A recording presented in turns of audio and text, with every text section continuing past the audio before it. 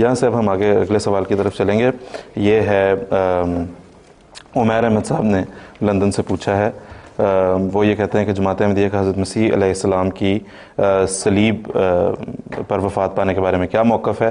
اگر وہ صلیب سے بچا لیے گئے تھے تو ان کے حواریوں کا کیا بنا اور وہ کہاں گئے؟ یہاں پہ میں عمیر احمد صاحب آپ کو یہ بھی گزارش کروں گا، امام جماعت احمدیہ عالمگیر حضرت مرزا مسرور احمد صاحب خلیفۃ المسیح الخامس سید اللہ تعالیٰ بن نصر العزیز نے کل مسجد بیت الفتوح لندن میں جو خطبہ جمعہ ارشاد فرمایا ہے وہ آپ www.mta.tv پر بھی اور www.alislam.org پر بھی جا کے اگر آپ سنیں تو اس سوال کا سب سے اچھا اور سب سے مکمل اور سب سے جامع جواب آپ کو وہاں پہ ملے گا.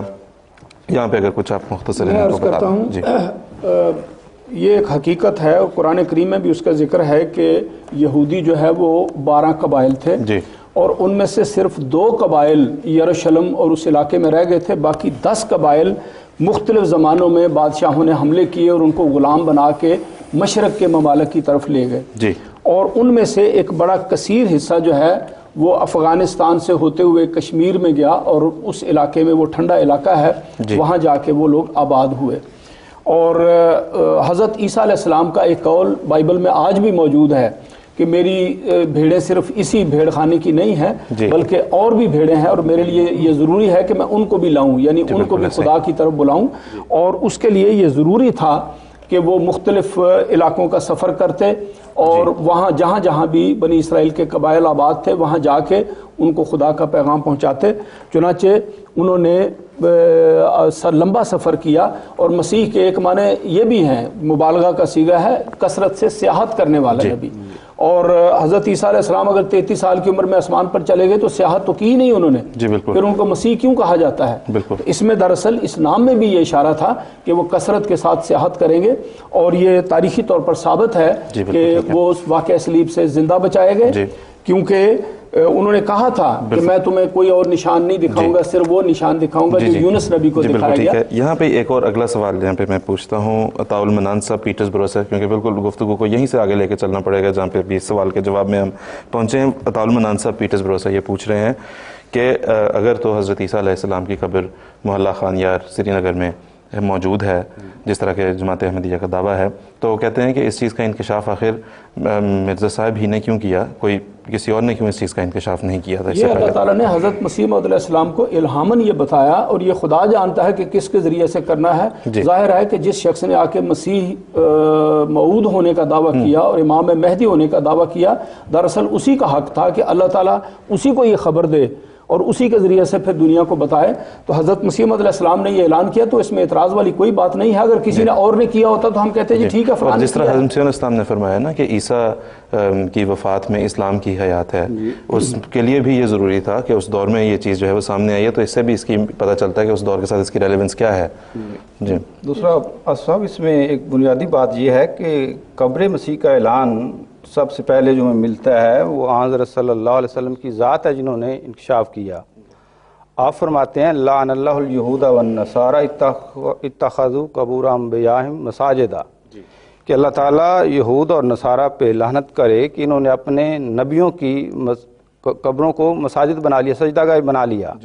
اب عیسائیوں کا نبی سوائے عیسیٰ علیہ السلام کی کوئی نہیں.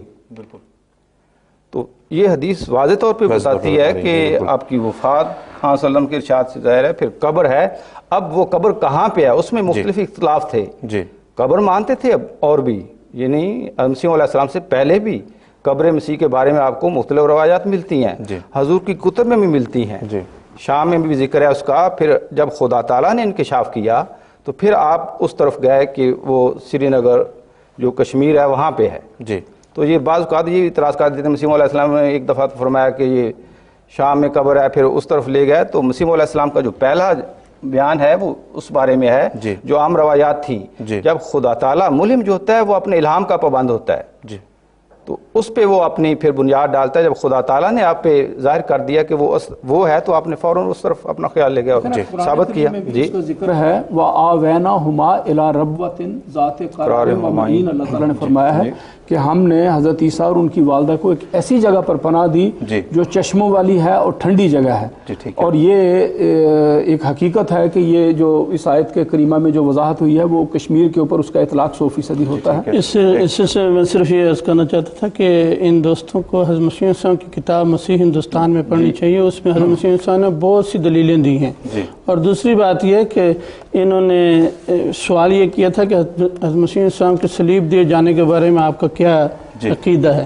تو میں صرف چونکہ اس کو ٹچ نہیں کیا گیا پوری طرح، میں اس بارے میں عرض کرنا کہ ہمارا یہی عقیدہ ہے جو قرآن شریف نے بیان کیا ہے کہ اللہ تعالیٰ نے حضرت مسیح علیہ السلام کو صلیب پر مرنے سے بچا لیا، کیونکہ یہود آپ کو صلیب پر مار کے یہ ثابت کرنا چاہتے تھے کہ آپ ملعون ہیں، جیسے ان کی کتابوں میں لکھا ہوا ہے۔ ایک بات۔